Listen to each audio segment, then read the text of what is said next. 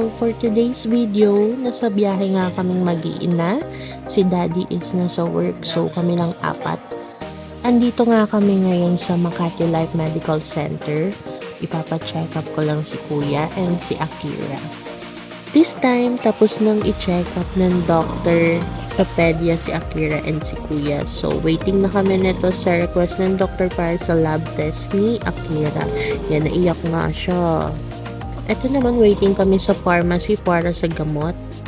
Then, after check-up, nag-decide kami na mag-snack sa Korean convenience store. Since gusto ng kids ma-experience yung kinainan namin last time ni Daddy sa Fun Hun Mart na convenience store. So, dinala ko nga silang tatlo doon since nag-promise ako last time na dadaling ko sila doon para ma-experience nila.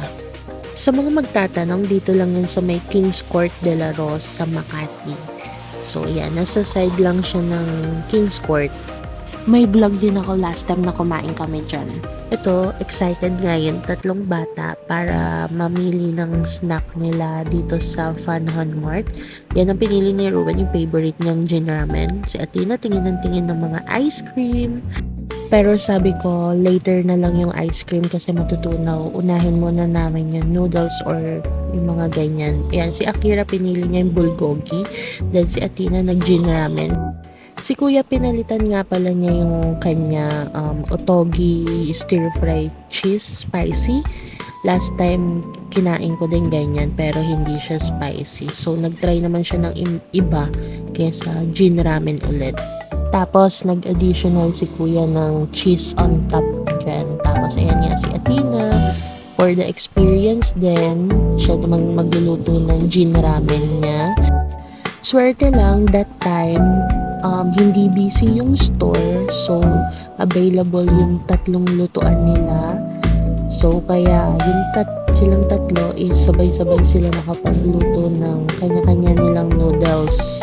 Pero nandiyan naman ako sa tabi nila, nagbi-video pero nakaguide ako sa kanila para i-assist kung paano yung mga gagawin.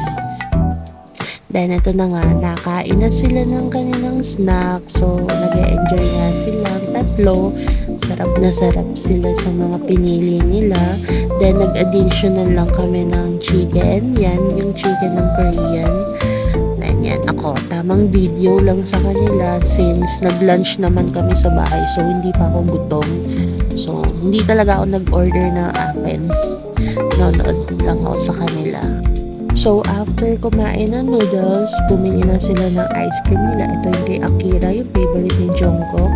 Then yan, kay Athena yung vanilla. Kuya, nung una, ayaw niya ng ice cream. Pero nung natikman niya yung kay Athena, napaisip siya na bibili din siya ng kanya. Yan yung vanilla ice cream. Masarap siya. Actually, pati yung kay Akira, masarap. Worth it naman yung price. Ito yung kinain ni Jungkook sa isang episode ng Run BTS. May butil talaga siya na mais, guys, and chocolate. Fast forward, naglakad kami mula De La Rosa hanggang Walter Mart Makati dahil gusto daw ni Ruben maglakad. So, pagbigyan natin siya. So, this time, nagbook na ako ng Grab dahil ang hirap makasakay ng taxi. Waiting na kami kay Kuya Grab.